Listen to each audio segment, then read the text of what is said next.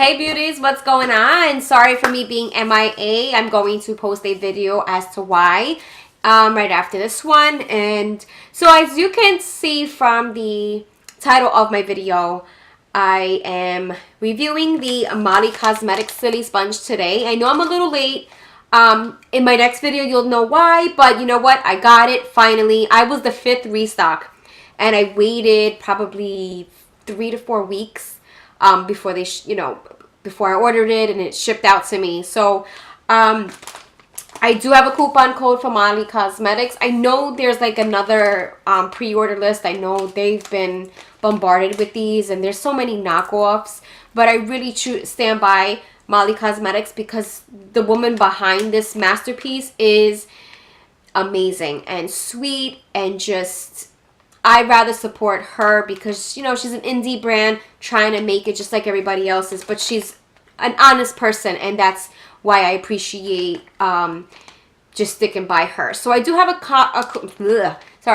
do have a coupon code for Molly Cosmetics, which will save you some money off anything, even on the Silly Sponge as well. And it's Miss Carlo. Actually, it's Veronica. My coupon code is Veronica. You just put that all in caps in the coupon code section, and it will save you some money. So I just primed my face, and I kind of just went over my problem spots. I am a little sick. I do have some kind of nasal thing going on where the tissue kind of dried out my face and made me break out a bit underneath my nose. So you're gonna see me and my eyebrows are not done. This is me real raw, nothing on, just primer, just a little bit of spot treatments because I'm really stressed. And again, I'm gonna explain to you guys why in the next video. So let's go through, let's do this review now. So here is this is the way it comes. It comes in another I think it was gold, but I had spilled some foundation on it, so I got rid of that. But then when you open it up, you get this silver packaging, and inside the silver packaging you get another plastic, and there's the sponge there. And let's see. Okay, here's the sponge. Now excuse my nails, they're not done. I know, I was trying to do everything before I filmed, but it's not happening. So from my understanding, they suggest you apply your foundation directly on the sponge and apply it as such. So people doing different methods. Oh, let's do one side with rubbing it and one side dabbing it. I mean, it's a sponge. You gotta kind of, there's nothing really to grasp onto it like a sponge or a bristle from a brush. So you're gonna get streaks. So you gotta kind of work with it a little bit more. And I'm gonna be honest with you, I did already try it. I tried it on my hand. I haven't tried it on my face yet. So this is the first time I'm trying it on my face with you guys. So I'm gonna go ahead and use my Milani Conceal and Perfect. I'm in the shade 06 Sand Beige. It is a little yellow, but with Milani, there's not much of a range of colors that are perfect for me. So this is the best one that I can find. So I'm just going to go ahead and apply it. I'm going to there's more of a flat side and a rounded side. I'm going to go ahead and use the rounded side. And I'm almost out of this stuff. Lately, I haven't been liking the way this has been sitting on my face. Maybe it's because I blow my nose 65,000 times in a day.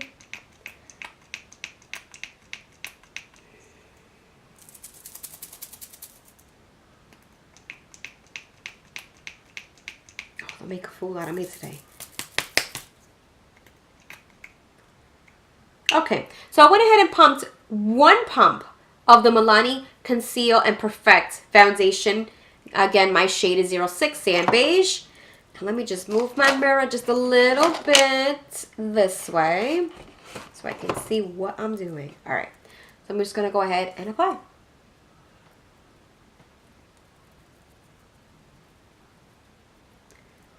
I see the motion that I'm using right now is kind of like a dab, move around, just to move the product around. Now, to be honest with you, with this foundation, I normally use about 3 to 4 pumps. I do like a full coverage look, and this was only 1 pump, like I said. and it's almost covering it. I mean, I think I put too much on one side, but I have to say it's interesting. Now, people said it's kind of hard to get around the nose area. I'm not fighting it too hard. Actually, around the nostril just a little bit, but it's not something that's terrible.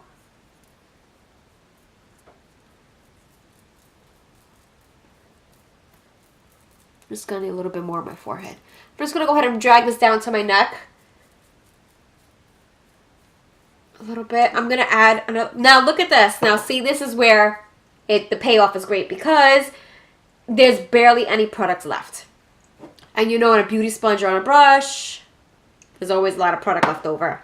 So, I probably would use this. I mean, don't get me wrong, I like it. I'm going to tell you now, as the first impression trying it on my face, it's not bad at all.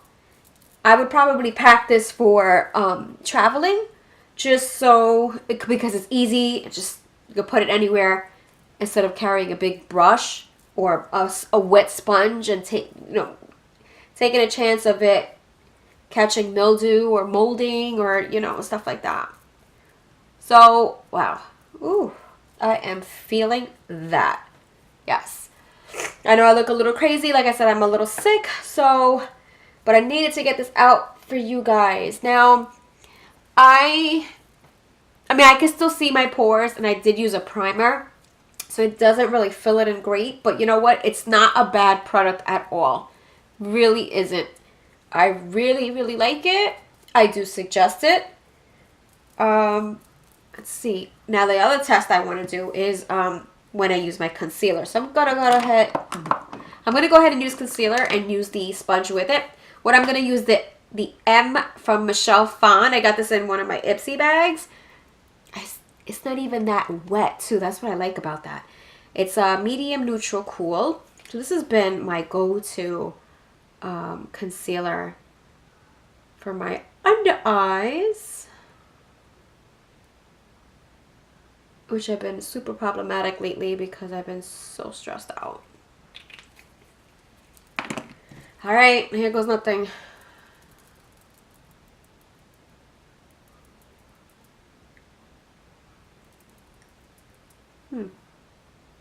Well,